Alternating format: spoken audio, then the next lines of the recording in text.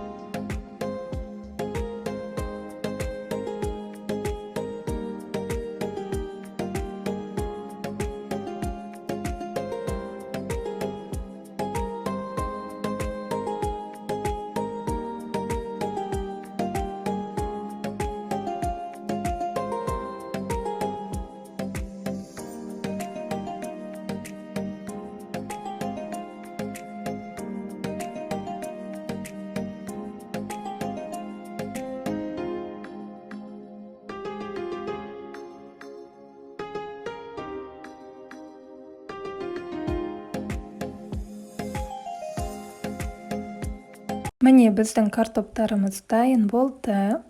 Енді салмасын дайындайық. Ол үшін блендерге жаңағы картоптарымыздың орталарын салып, оны блендермен бір өткізіп аламыз.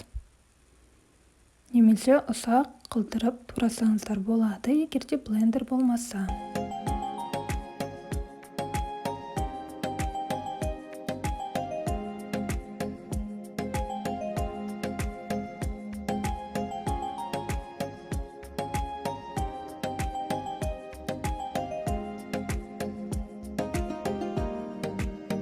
Ал енді бөлек ыдысқа тартылған етті саламыз, және де картопымызды саламыз, және де ұсақтап туралған пиязды салып жіберсеңіздер болады. Дәміне қарай тұз, бұрышын қосасыздар, және де осылай жақсылап тұрып араластырып аламыз.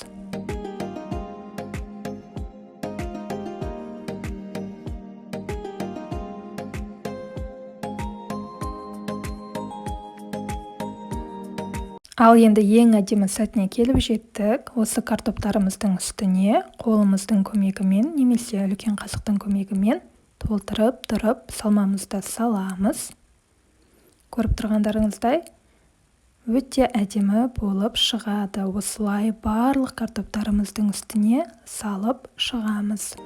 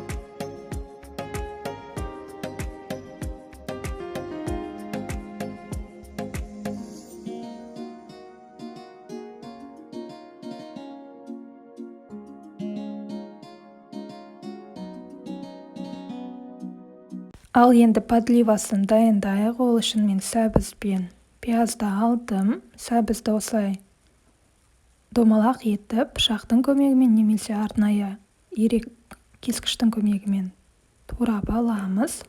Осылай екіге бөлеміз әр бөлігін. Және де пиязымызды қарапайым етіп турап алыңыздар.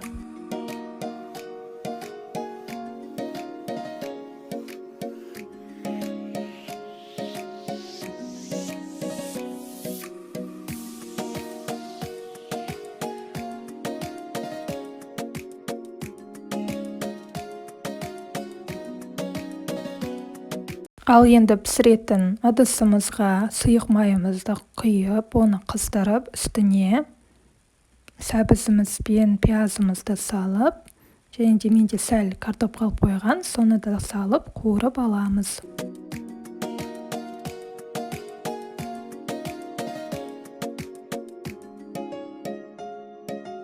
Ал енді қалауыңыз бойынша болгар бұрышы мен қызанақты қосуға болады. Менде бұл жерде болгар бұрышы мен қызанағым қатырылған, соларды да қосып жібердім. Немесе томат пастасын қосып жіберсеңіздер, өте әдемі әрі дәмді болып шығады.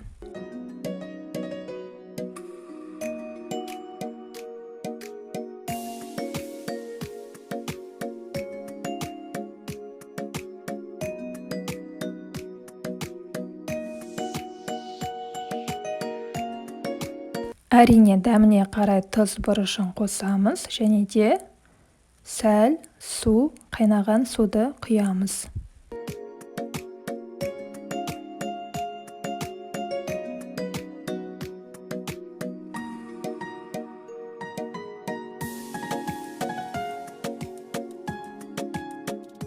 Біздің суымызды сәл жаңағы подливамыздан асырып құйыңыздар, және де қайнатамыз.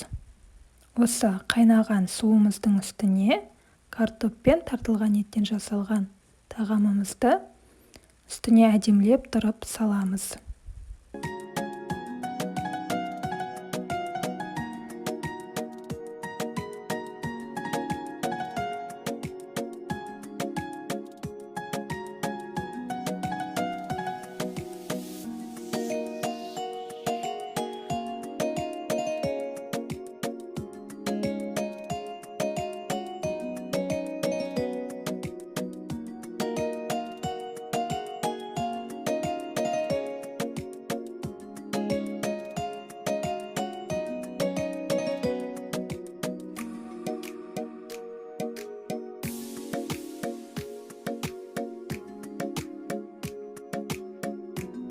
Ал енді бетін жауып, 25-30 минуттай бұқтырамыз. Міне, біздің тағамымыз дайын болды.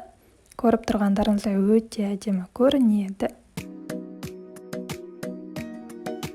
Ал енді тарелкамыздың үстіне әдемілеп тұрып саламыз.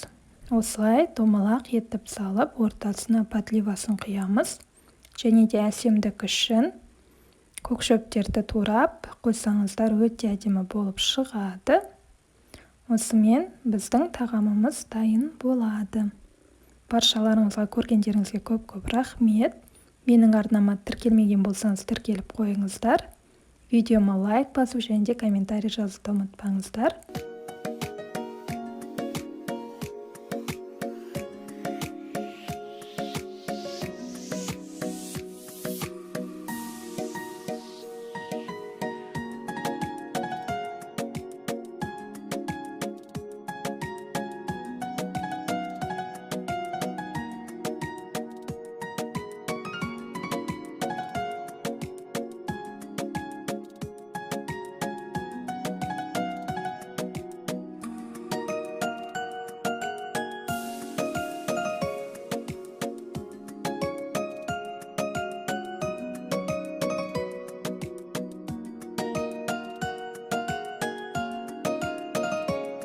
Сіздермен бірге болған мен Диана. Менің арнама жазылуды ұмытпаңыздар. Келесі видеода кездескенше баршаларыңызға ас болсын. Сау саламатта болыңыздар. Рахмет.